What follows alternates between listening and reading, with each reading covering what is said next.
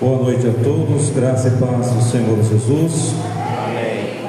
Vamos iniciar o culto de louvor a Deus. Eu convido os irmãos para acompanhar a leitura bíblica. Salmo 95, dos versos 1 até o 3.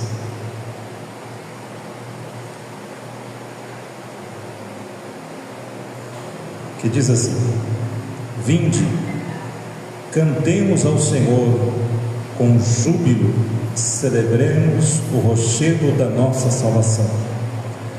Saiamos ao seu encontro com ações de graças, vitoriemo-lo com salmos, porque o Senhor é o Deus supremo e o grande Rei, acima de todos os deuses. Somente até aqui, irmãos, é o convite das Escrituras para virmos cantar ao Senhor, celebrar ao Senhor, reconhecendo que Ele é Deus, o Deus supremo acima de todos.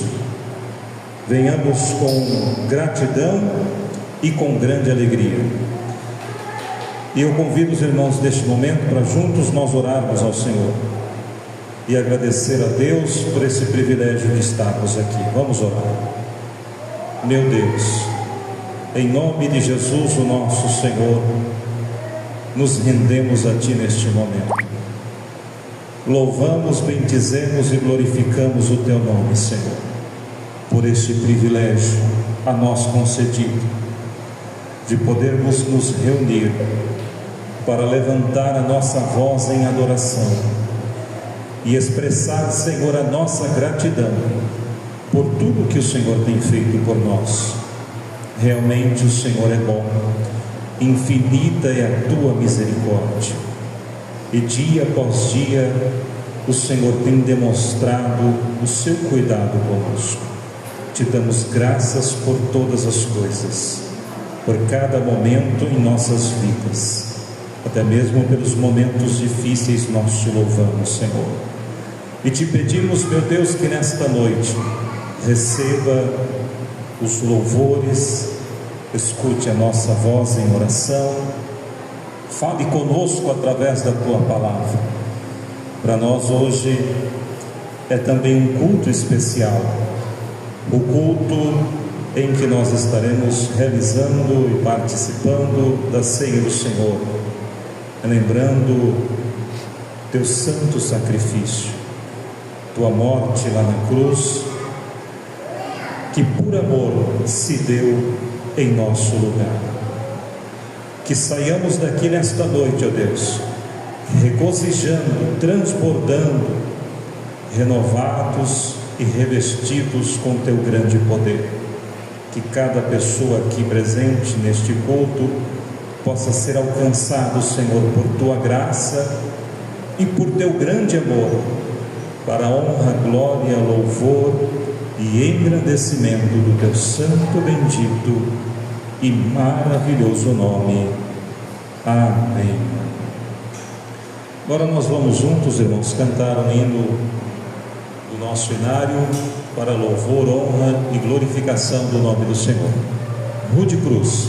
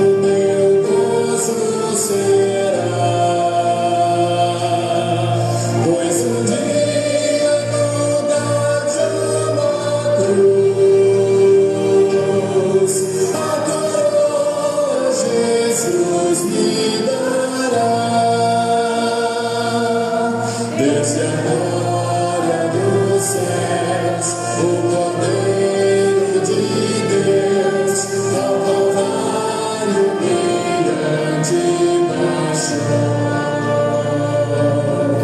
Desce a cruz para mim, a mistério sem fim, porque nela Jesus me salvou.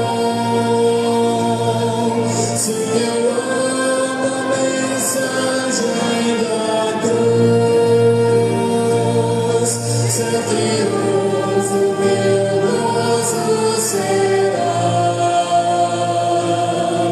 Pois um dia no lugar de uma cruz, a coroa Jesus me dará.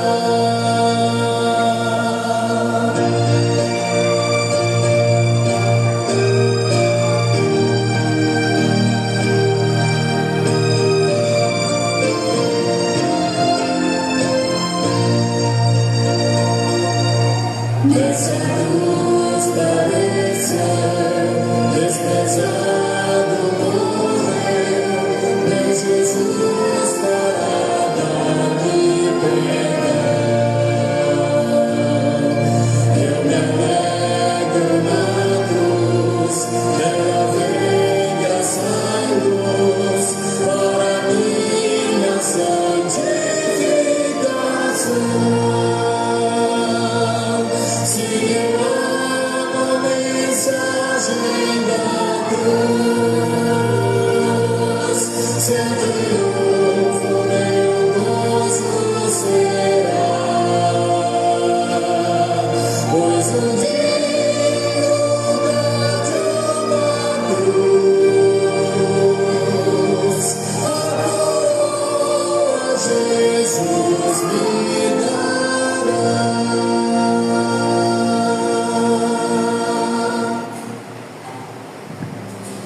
Louvado seja Deus. Aproveitando que o hino fala da cruz de Jesus, vamos fazer algo que só é possível pela cruz de Jesus. Momento de contrição, de perdão dos pecados. Salmo 32, irmãos. Os versos 1 até o 5. Salmo 32, os versos 1 até o 5. Acompanhe a leitura da palavra. Bem-aventurado aquele cuja iniquidade é perdoada, cujo pecado é coberto. Bem-aventurado o homem a quem o Senhor não atribui iniquidade, e em cujo espírito não há dor. Enquanto calei os meus pecados, envelheceram os meus ossos, pelos meus constantes gemidos todo o dia, porque a tua mão pesava dia e noite sobre mim, e o meu vigor se tornou em sequidão de estio. Confessei-te o meu pecado, e a minha iniquidade não mais ocultei. Irmãos, o homem busca desesperadamente ser feliz, e esse texto bíblico deixa bem claro que é impossível ser feliz estando em guerra com Deus. É impossível ser feliz carregando em seus ombros o fardo dos pecados não confessados. Por isso, para nós que conhecemos a verdade e sabemos que a felicidade está em Deus, nós vamos agora diante do Senhor reconhecer o quanto nós somos miseráveis pecadores, dependentes da sua graça e da justificação em Cristo Jesus, pedindo perdão pelos nossos pecados. Alguns instantes de silêncio, e logo após eu peço a nossa irmã Andréia que quebre o silêncio com uma oração de agradecimento pelo perdão dos nossos pecados.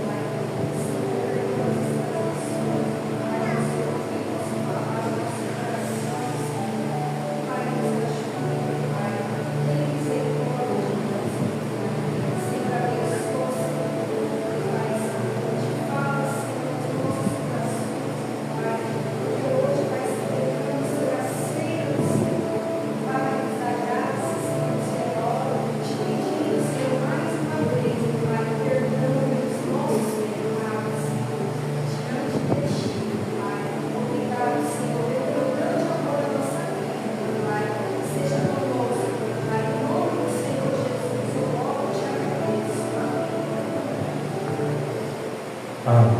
Louvado seja Deus. Abra sua Bíblia em 1 Crônicas, capítulo 16. 1 Crônicas,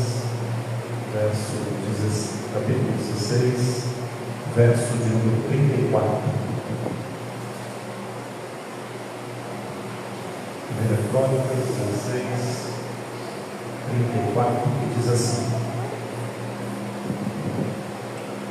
Rendei graças ao Senhor, porque Ele é bom, porque a sua misericórdia dura para sempre. Algumas versões vai estar escrito: louvai ao Senhor, porque Ele é bom. E é com este versículo que nós vamos receber as irmãs do grupo do louvor, que vão dirigir agora os louvores para a glória de Deus.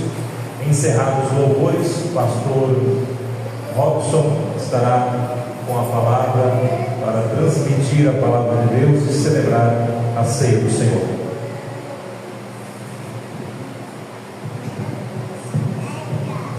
Boa noite, irmãos, a graça e a paz do Senhor Jesus. Peço que os irmãos coloquem de pé para nós adorarmos ao Senhor, que só é digno de ser glorificado.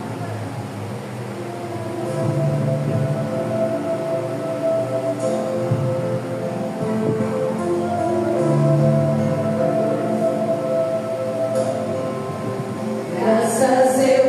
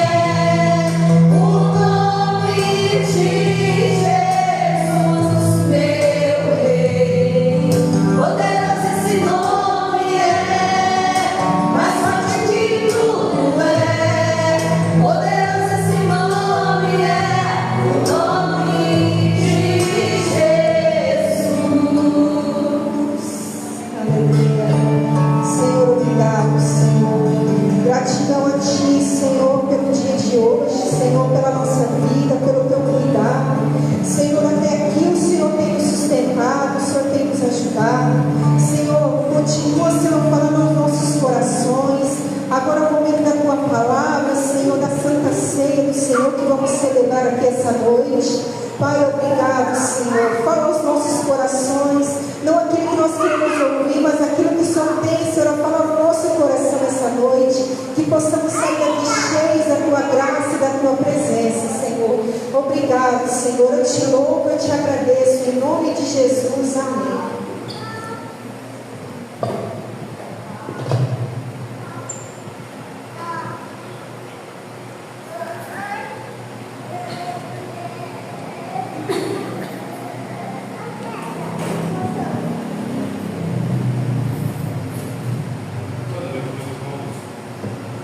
Boa noite, pai. Boa noite, meus irmãos. Boa noite, meus irmãos. Boa noite. Graça e paz.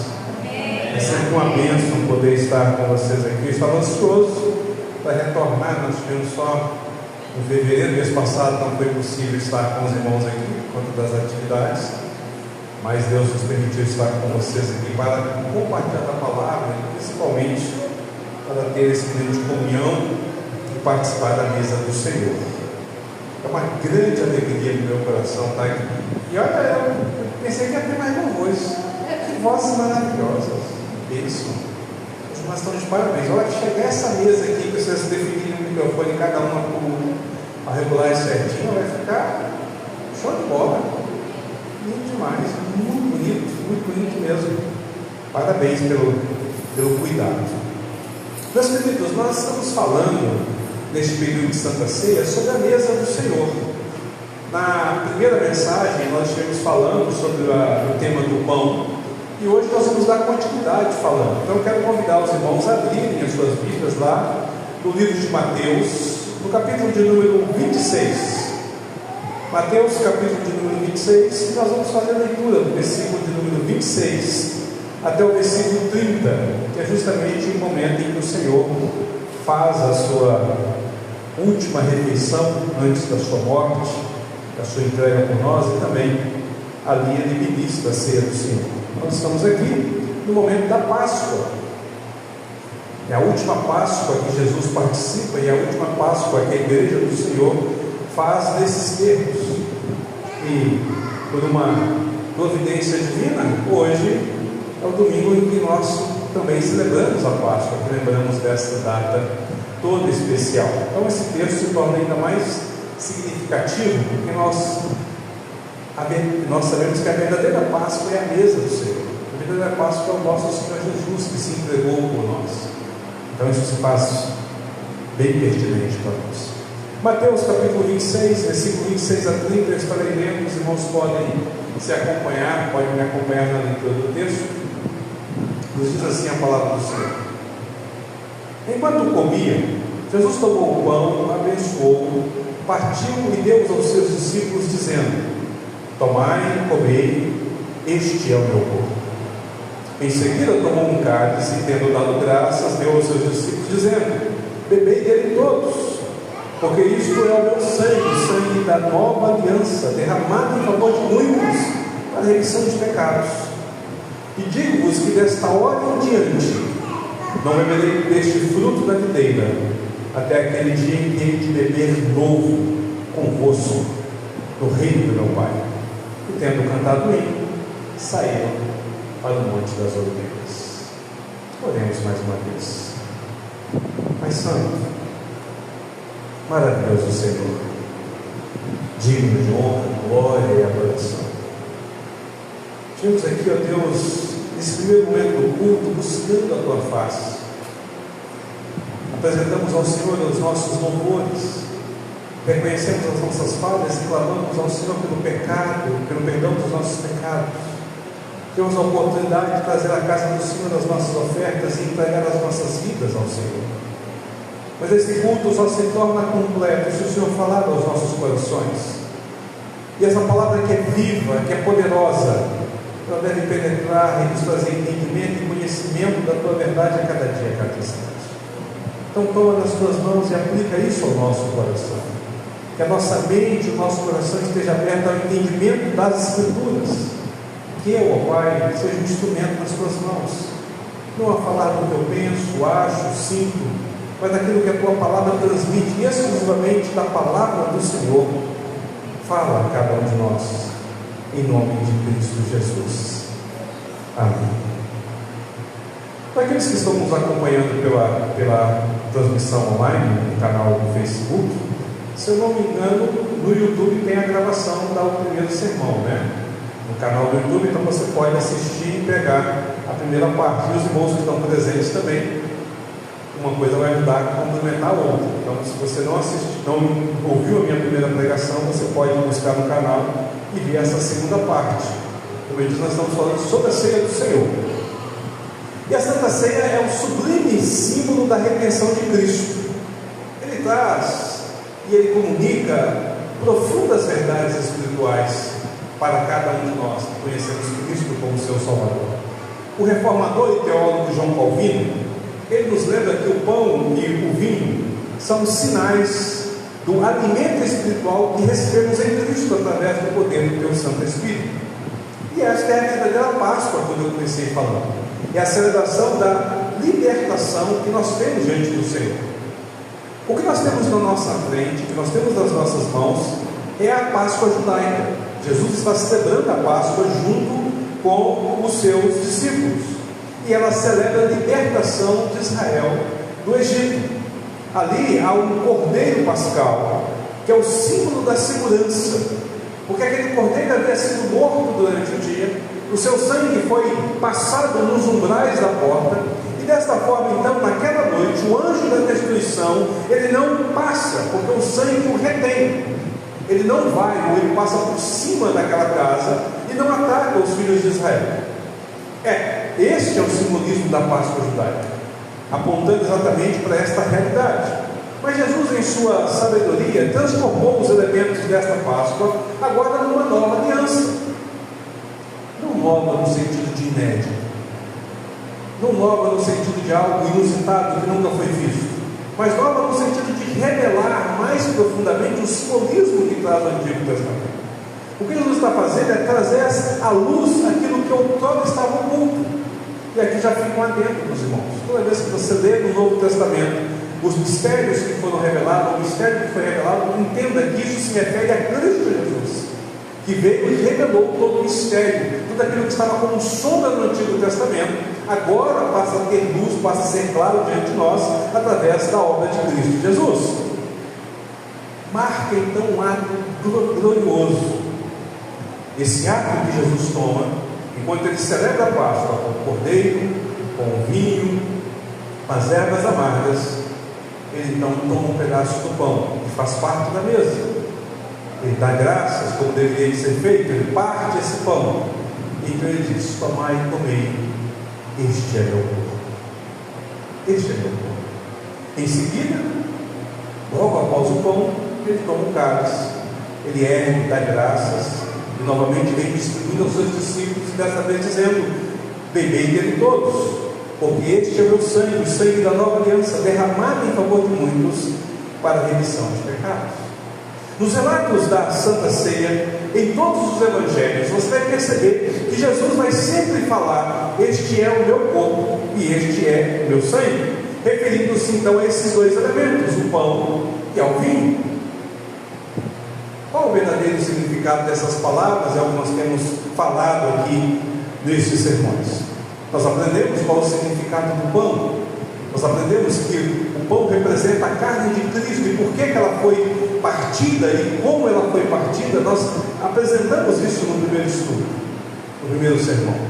Porém, hoje nos vem a seguinte pergunta: bebei deles todos, porque este é o meu sangue. O que significa isso?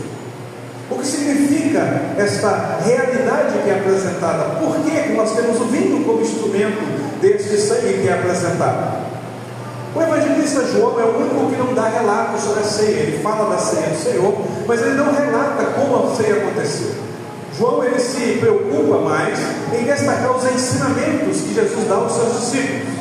A partir do capítulo 13 até o momento em que Jesus é preso, nós temos todo esse relato inicial, e ali ele está tratando daquilo que Jesus está falando com os seus discípulos. Ele só diz que Jesus celebra, ele não dá detalhes disso. No entanto, João é o único que registra um episódio em que Jesus se apresenta como verdadeiro maná celestial. Ele chama a atenção para os seus discípulos, para a multidão que estava seguindo, aqueles que ali estavam buscando o pão e o peixe que ele havia multiplicado. Então João capítulo 6 registra algo interessante.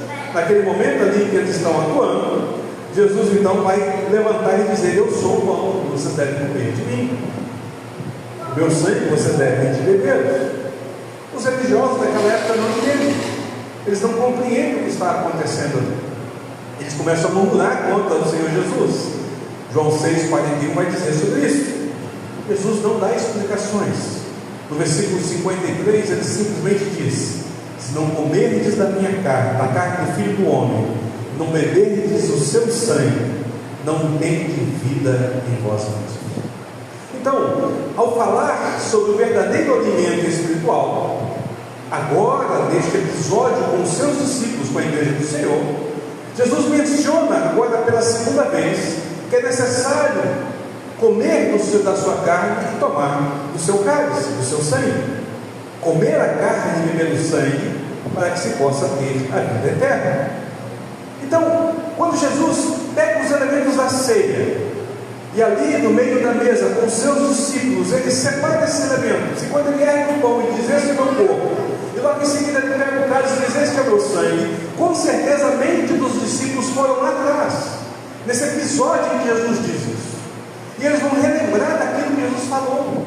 Naquele momento ali, Jesus havia dito para eles que eles deveriam de participar para que tenham vida. Na época da Reforma Protestante, este foi um ponto de grande discussão. Se discutiu muito sobre essa questão de como deveria de ser ministrada a Santa Ceia, porque os romanistas, a Igreja Católica Apostólica Romana, ela não dá os elementos para os membros, apenas o pão é participado para os membros, só o sacerdote faz uso do cálice. Isso foi discutido sobre a importância disso. Nós não estamos aqui para debater questões teológicas, nós estamos aqui para sublinhar essas realidades. O que nós queremos, ou o que eu quero, é trazer os irmãos à luz da importância disso. Isso foi fruto de claras discussões naquela época, para chegar a esse entendimento daquilo que a própria Escritura apresenta. O cristão precisa de participar tanto do pão, quanto precisa participar do cálice. E o significado do cálice, o significado do sangue, nos é revelado pelo próprio Senhor Jesus quando ele institui a ceia. No texto que nós temos aqui, Jesus diz qual é o significado. Ele vai dizer: porque isto é o meu sangue, o sangue da nova aliança derramado em favor de muitos para a remissão de pecados. Eu chamo a atenção de duas coisas, meus irmãos.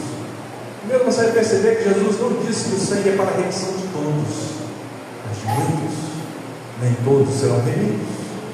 Há uma necessidade de entrega, de renúncia e de consagração de vida, de reconhecimento de Jesus como seu Senhor, para que o sangue tenha efeito sobre a vida dele.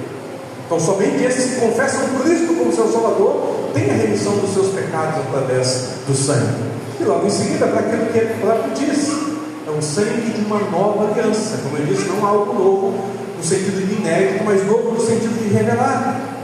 O sangue, e somente o sangue de Cristo, ele tem de fato poder para remir pecados.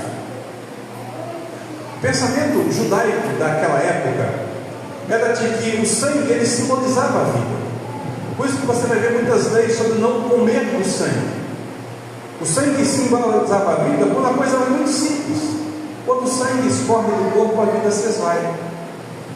Se perdermos todo o sangue do nosso corpo, ou perdemos uma boa quantidade desse sangue, morreremos. Qualquer animal, qualquer ser vivo que perder parte do seu sangue, irá morrer. Então, na visão do judeu, o sangue é a vida. Sem sangue, sem vida. Não deveria ser de outra forma.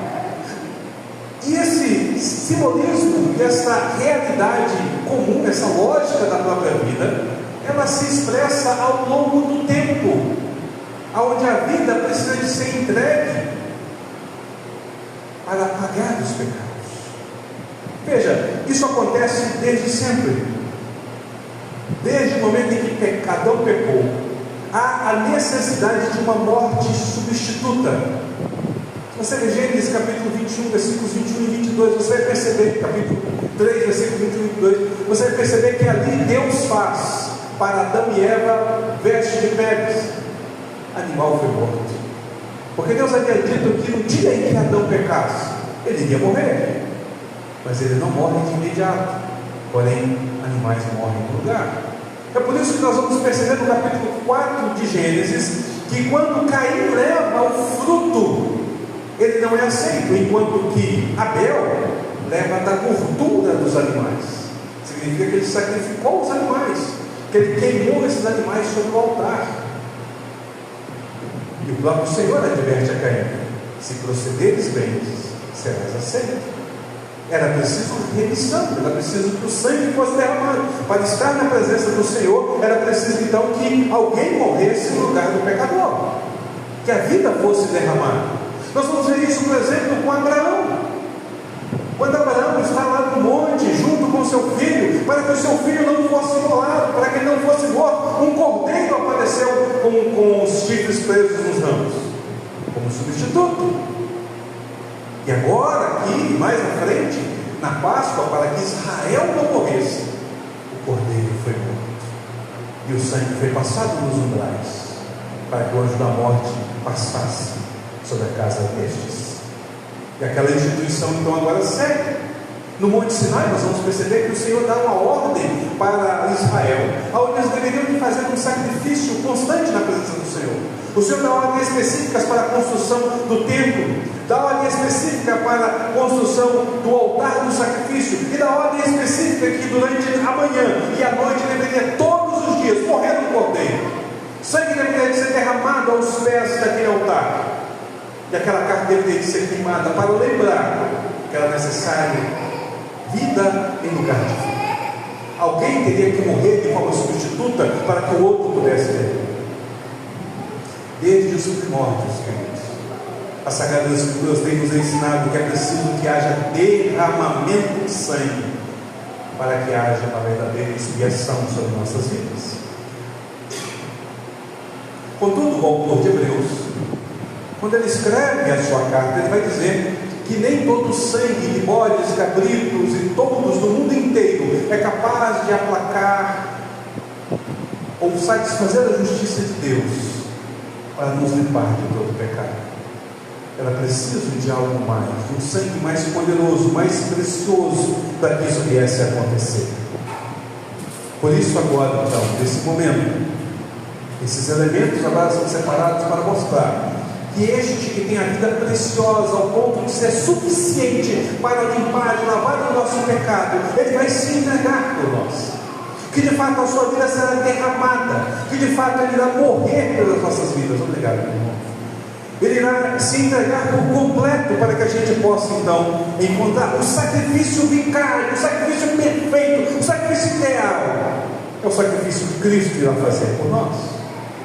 Daqui a algumas horas, pelo texto, é questão de horas, Jesus estará sangrando no patíbulo, enquanto os sacerdotes cortam a sua carne, pedaços ficam sobre o chão, o sangue corre. Daqui a algumas horas, os cravos entrarão na sua fronte e na sua cabeça, naquela coroa de espinho, apertando o seu crânio e sangue escorrendo por sua face. Daqui a algumas horas, ele colocará aquela cruz pesada, lavrada sobre o seu corpo já ferido, e aquela madeira irá surrar no seu ombro, e sangue ficará pingado por toda a via crucis. Daqui a algumas horas, os pregos estarão atravessando os punhos do nosso Senhor, os pés do nosso Senhor, e o sangue escorrerá por aquela cruz e pingará literalmente sobre o chão do monte chamado Calvário, derramando esse sangue precioso para cada um de nós. Então Jesus está trazendo para essas pessoas, para os seus discípulos, e trazendo para nós a memória deste sacrifício. Sim, o sangue de Cristo foi jorrado, o sangue de Cristo foi derramado, ele serviu como uma animação por nós, uma oferta líquida em nosso favor, em nosso lugar. Então, para participar do pão, é preciso participar do cálice, porque o cálice traz este conceito. Quando Jesus fala, este é o pão, é o meu corpo partido por vós, ele não diz que este é o meu corpo que limpa o pecado, mas quando ele derrama o cálice, ele vai dizer, este é o meu sangue, o sangue da nova aliança, para a remissão de de pecados. É o sangue de Jesus que limpa pecado, irmãos. É Ele quem lava a nossa iniquidade, é Ele quem nos limpa e nos purifica de todo mal. É isso que representa o sangue. Sem o sangue não há perdão. Sem o sangue não há uma vida eterna, porque nós não podemos adentrar na presença do Senhor. É preciso que o sangue seja então derramado. Mas nos fica uma pergunta. Naquela noite em que Jesus está celebrando com seus discípulos, na mesa pascal, na Páscoa judaica, há muitos elementos. Há erva amarga, há o pão, há o cordeiro, há o leite, a água e há o vinho. Jesus não escolhe o vinho de forma aleatória. O vinho não é escolhido como simbolismo simplesmente porque ele estava à sua mão e o mais próximo. Há um motivo por isso.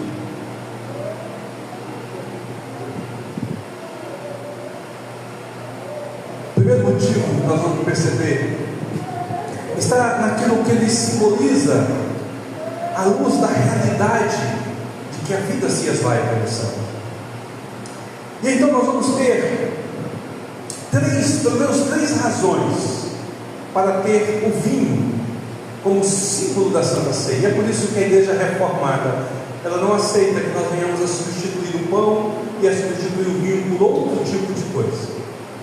Tem que ser o suco da videira e tem que ser o pão feito do trigo, para que a ceia de fato seja completa. Algumas igrejas, como elas não entendem esse simbolismo, elas usam qualquer outro elemento, mas esses elementos eles têm um significado.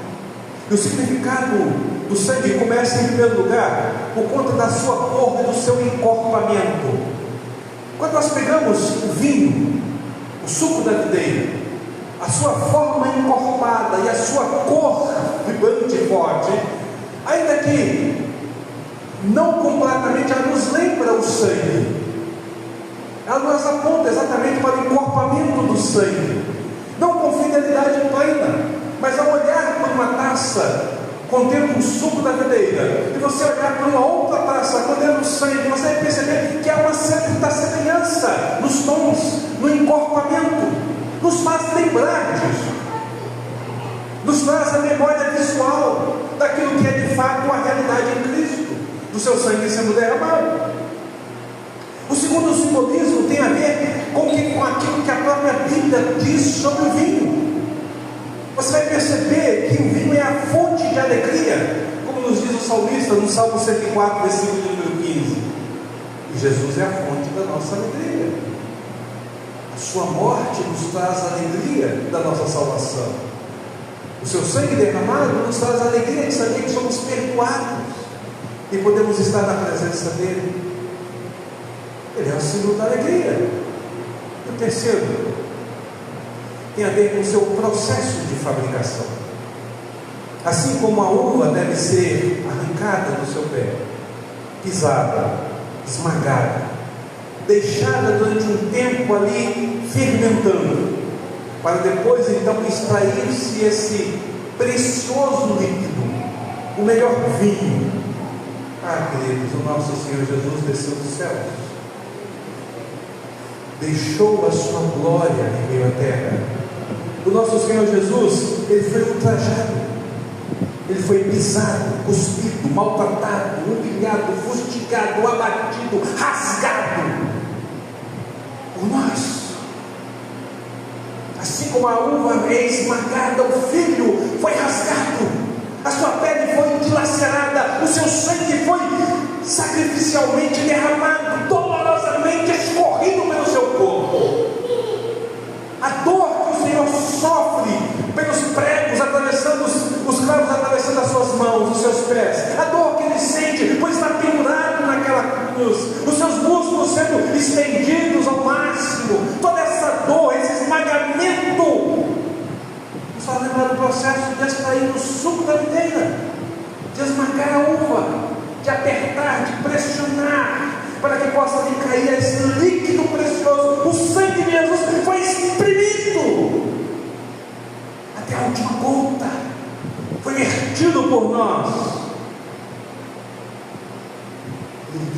na sepultura. Ele foi posto descansado na sepultura, para ao terceiro dia então ressurgir.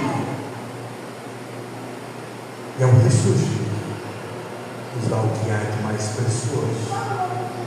Assim como a uva fermentada, depois de descansar, nos traz o que de há mais precioso no seu reino, assim o nosso Senhor Jesus, após 3 dias sobre o sepulcro, ressurge e nos dá o de mais precioso, que é a vida eterna. Amados, a Santa Ceia ela deve ser tomada por todos aqueles que verdadeiramente têm parte em Cristo, mas com essa convicção, com esse entendimento de que o que nós estamos fazendo tem a ver com a nossa união com o Senhor, tem a ver com o nosso perdão, tem a ver com a nossa purificação, tem a ver com o nosso relacionamento especial com Cristo. Não é um ato qualquer, mas é um ato que aponta para a realidade daquilo que Cristo faz, daquilo que Cristo é, da forma maravilhosa a qual Ele age, a qual Ele opera, a qual Ele se derrama por nós. Mateus não fala, mas nós vamos ler nos outros evangelhos, que quando o nosso Senhor Jesus, quando Ele está ministrando, após entregar o cálice, e o cálice ser distribuído entre os seus discípulos, eles tomarem deste cálice, Jesus diz: fazer isso em memória de mim. Se você for numa igreja presbiteriana mais antiga, mais tradicional, você vai ver que a mesa da Santa Ceia, ela fica geralmente em frente ao púlpito. Ela geralmente fica com os seus pés e a sua lateral descoberta. Ela tem um caminho que corre com a mesa, mas ela tem aqui na frente dela, na testeira dela, ali escrito em memória. A mesa da Santa Ceia é em memória. Essa palavra latina ela é usada no nosso contexto atual, quando alguém morre, e nós falamos em memória.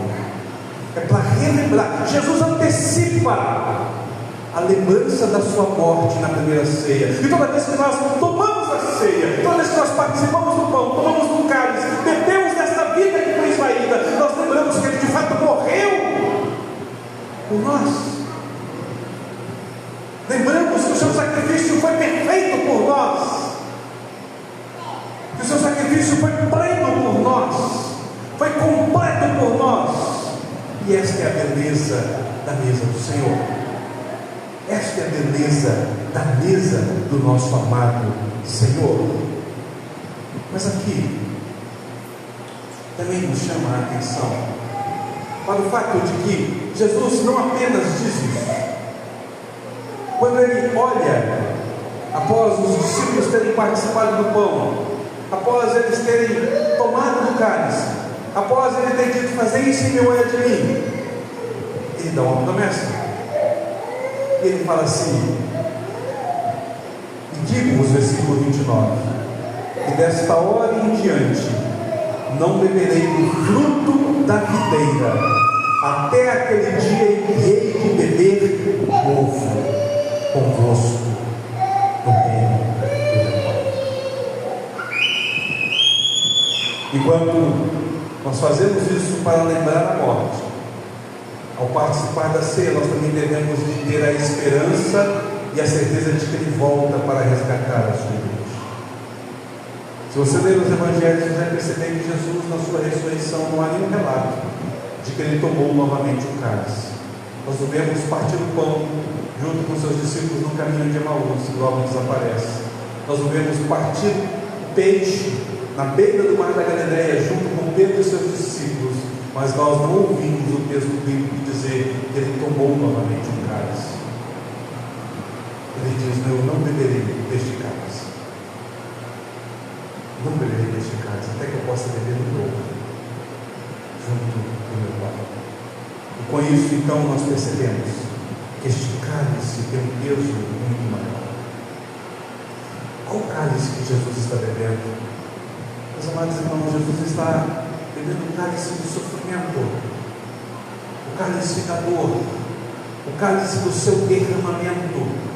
Quando Jesus chega no Monte das Oliveiras, algumas horas depois deste momento, Quando ele chega no Monte das Oliveiras, o texto nos diz que ele está com o coração contrito. Quando nós lemos o Evangelho, percebemos que Jesus está extremamente angustiado, está pesado. Ele chama 3 dos seus discípulos para orar com ele, deixa os demais ali, ele sai com esses 3, deixa esses 3 aqui, vai um pouquinho mais à frente, ajoelha-se diante do Senhor, e então ele diz: Senhor, se possível, passa de mim esse cálice.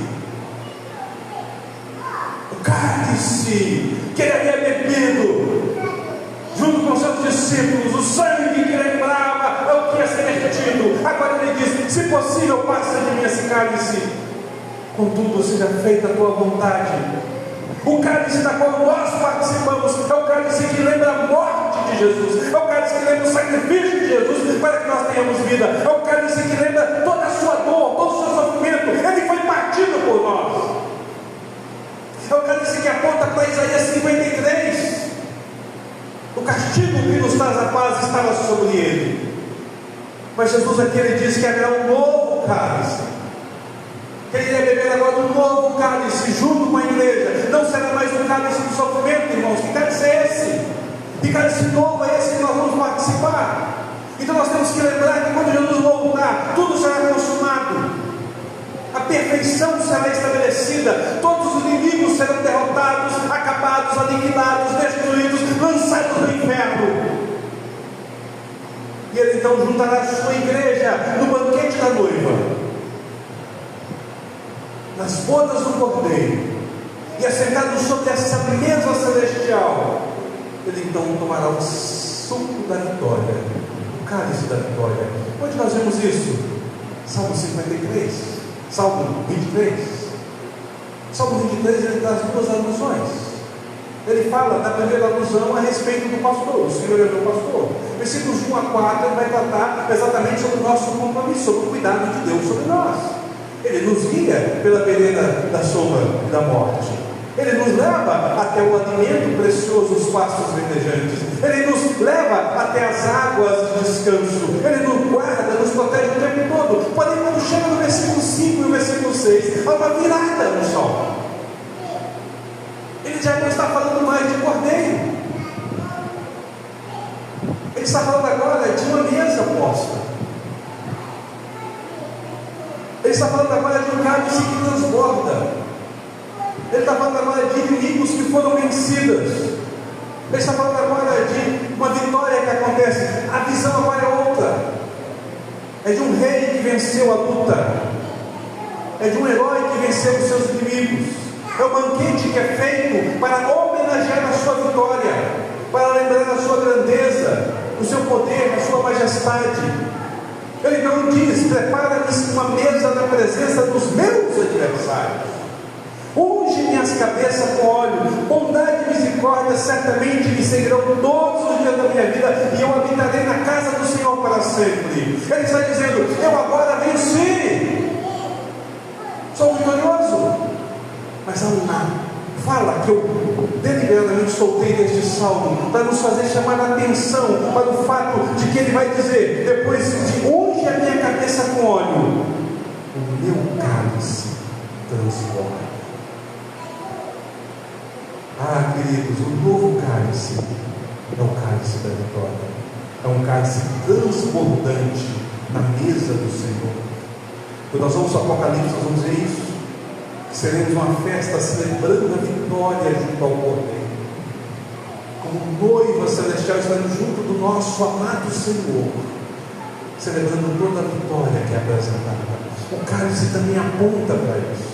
Eu e você, ao participarmos da mesa, nós estamos tomando deste cálice do sofrimento, lembrando o sofrimento em memória de Cristo, mas nós estamos também lembrando que Ele venceu e volta como vencedor absoluto. E aí sim, no dia da sua vinda, no dia do seu poder, no estabelecimento pleno do seu reino, onde todo mundo, onde todo joelho se dobrará, onde toda língua confessará que Jesus Cristo é o Senhor. Então naquele dia maravilhoso, lindo, belo, glorioso, nós assentaremos como Cordeiro na sua mesa preparada e tomaremos então do cálice da vitória, do cálice perfeito, do cálice mais belo, mais lindo, do melhor vinho jamais feito, de um cálice que nos faz pensar no quão grandioso, quão majestoso,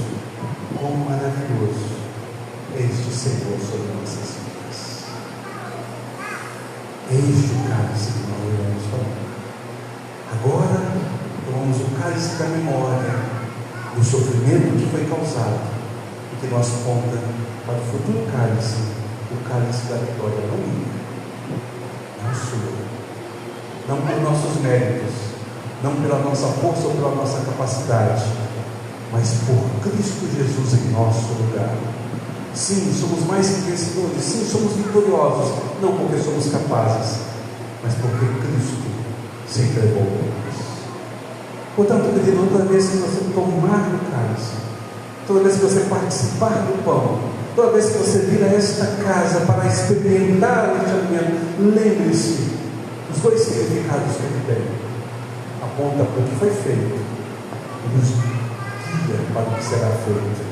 O salmista, ele termina dizendo: bondade e misericórdia certamente me seguirão todos os dias da nossa vida. No Novo Testamento, nós lemos: todas as coisas cooperam para o bem daqueles que amam a Deus, aqueles que são segundo o seu propósito.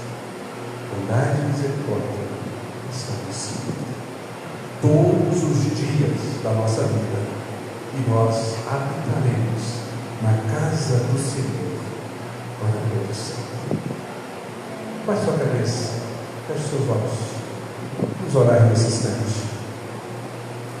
Deus Santo, maravilhoso e eterno Senhor, quão preciosa é a tua palavra, que nos aponta para esse momento especial e glorioso, onde, como igreja do Senhor, vamos participar deste pão, vamos participar desse cálice, onde de fato o suco continua suco e o pão continua pão, mas de uma forma mística, misteriosa, maravilhosa, através do poder do teu Santo Espírito. Ele comunica a nós esta unidade com Cristo, esta união com o Senhor, trazendo à nossa memória o sacrifício que o Senhor cometeu. Esse cálice, ó Deus, ele nos lembra o sangue que foi vertido, derramado por nós, mas ele nos faz lembrar das tuas palavras também, Senhor, e nos enche de alegria de saber que o Senhor venceu, e em Ti somos mais que vencedores. Aliás, o Senhor mesmo disse isso aos seus discípulos naquela noite: no mundo tereis aflições, mas tem de bom ânimo, eu venci, e no Senhor nós somos vencedores. Então, que nós possamos tomar isso com o maior carinho e cuidado, confiado em Ti, para a glória e honra do Teu santo nome, em nome de Cristo Jesus. Amém e amém. Meus amados irmãos, nós vamos passar para a mesa do Senhor, passar por meio dessa ceia preciosa e especial. Eu quero convidar o nosso irmão Ricardo para nos ajudar na distribuição dos elementos. E eu quero dizer que essa mesa ela não pertence à Igreja Presbiteriana do Brasil. Essa mesa pertence à Igreja do Nosso Senhor. Então, se você é membro de uma igreja genuinamente evangélica, está em plena comunhão com a sua igreja, você é convidado a participar conosco deste momento especial, para participar dessa celebração e participarmos do pão e do cálice. Mas é preciso a gente lembrar daquilo que Paulo diz à igreja de Corinto. Nós não podemos participar desse cálice de forma deliberada, sem entender isso. Paulo diz que se nós participarmos dela, nós podemos ler isso. Porque escrevendo aos Coríntios, ele vai dizer: aquele que come o pão e bebe do cálice sem discernir, sai muito feliz. Ele acrescenta dizendo: é por esse motivo que vocês veem, Coríntios, não são poucos os que já morreram. Ele diz: homens se refere ao Senhor, e não são poucos os que estão vivos. Portanto, examine-se o homem a si mesmo, e então coma do pão e beba do cálice. Ele não está dizendo que eu devo de recusar a ceia. A pergunta que eles fazem, que eu devo fazer para mim é: eu entendo o significado da ceia. Hoje nós apresentamos o significado. Isso faz sentido para a minha vida. Eu posso participar desse elemento. Porque nunca que eu vou examinar a mim mesmo, vou me encontrar perfeito diante do Senhor. Sempre acharei motivo para não participar. Ele não está dizendo que eu devo olhar para a minha vida em pecado, olhar para a forma como eu vivo, e olhar para a ceia do Senhor e simplesmente deixar a ceia do Senhor. Não, eu devo te agarrar a ceia e deixar a vida que eu tenho. Mas eu preciso me examinar e saber o que eu estou fazendo. Essa é a advertência. Portanto, examine-se e coma. Não é examine-se, dependendo de como você está participando. Nós não podemos fazer algo de urgência. Eu estou proibido de tomar a ceia, não posso. Se eu me vejo numa condição terrível, falha, que preciso de ajuda, devo te procurar o pastor, devo te procurar a liderança da igreja, devo te confessar a minha falha, confessar o meu pecado, pedir ajuda, e aí sim, se o pastor achar que é necessário, você será afastado da comunhão. Mas às vezes ele vai dizer, não, o que você mais precisa é da comunhão com Cristo. A medicina já disse que a automedicação é um perigo. A autoindulgência na ceia é maior que a nossa saúde espiritual. Portanto, queridos, eu quero convidá-los a participar dessa. Vai ter um louvor? Tem? Então as irmãs podem estar se preparando para o louvor.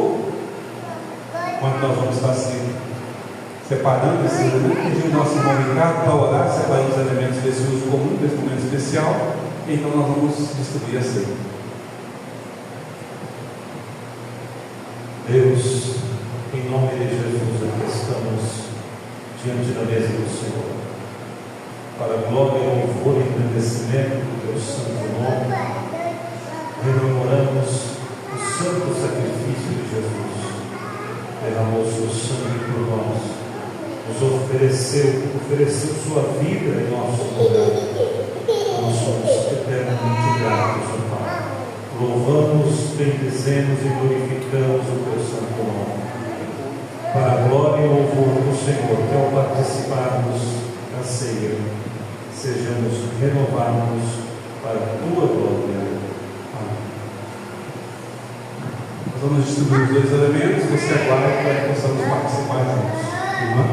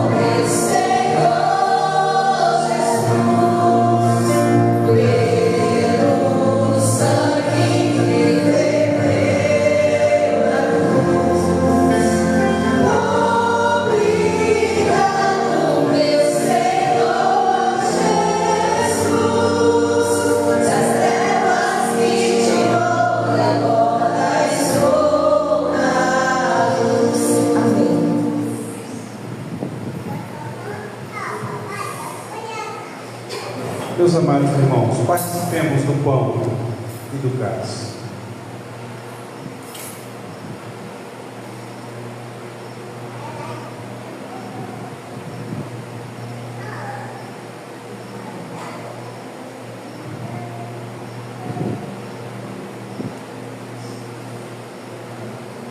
Pai Santo, amado e precioso Senhor, agradecemos ao Senhor pelo privilégio de poder assentar à tua mesa, de poder participar deste pão e desse cálice, e assim, ó Deus, ser renovado diante de Ti, na nossa aliança, no nosso compromisso, no nosso que ela venha cumprir o nosso papel, nós alegramos. E aqui também nós queremos declarar: Maranata, ó, vem Senhor Jesus. Ansiamos, ó Deus, por aquele dia glorioso que estaremos juntos. Mas enquanto esse dia não vem, nos dê força como servos do Senhor, para chamar a todos aqueles que estão perdidos ao nosso derredor, seja em nossa casa, nos nossos vizinhos, no nosso trabalho, na nossa rua, no nosso bairro, aonde nós estivermos, que possamos ser luz do Senhor, convidando-nos, ó Deus, a experimentar este gozo e esta alegria da salvação em Ti. Fortalece-nos, ó Deus, para sermos um testemunho fiel de Ti. Assim então nós oramos, e assim então nós louvamos e agradecemos, em nome de Cristo Jesus. Amém e amém. Irmãos, podem se assentar. Vou passar a palavra para o nosso querido Ricardo, que vai estar dando aí as considerações finais, e depois nós vamos fazer a oração da bênção. Deixa eu só terminar ali de recolher os cálices.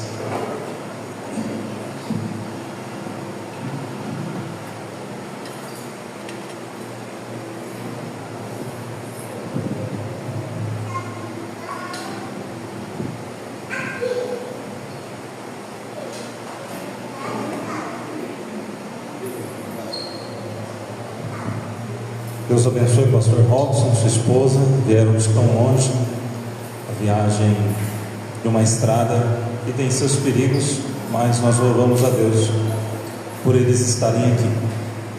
Se faz extremamente necessário, né, irmãos, a presença do pastor nesses momentos que a igreja tem para que suas forças sejam renovadas.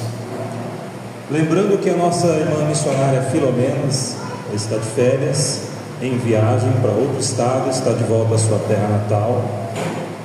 E nos próximos 3 domingos eu estarei junto com os irmãos aqui para nós cultuarmos ao Senhor e adorarmos a Deus nos nossos cultos aos domingos. Toda quarta-feira também nós temos as nossas orações das 7h30 em diante.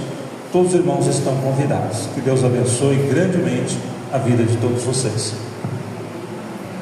Amém. Bom, vamos colocar de pé para a gente fazer a oração final e impetrar a bênção.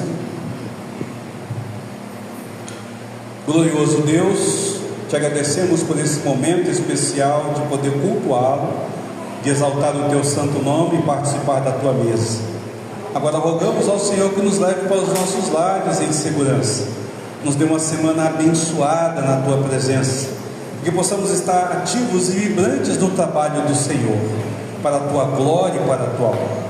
E agora, irmãos, que a graça do nosso Senhor Jesus, o amor de Deus, o eterno Pai, as ternas e insondáveis consolações do Espírito Santo sejam sobre todos vós e sobre todo o povo de Deus espalhado sobre a face da terra, hoje e para todo sempre. Amém e amém. Deus abençoe a todos.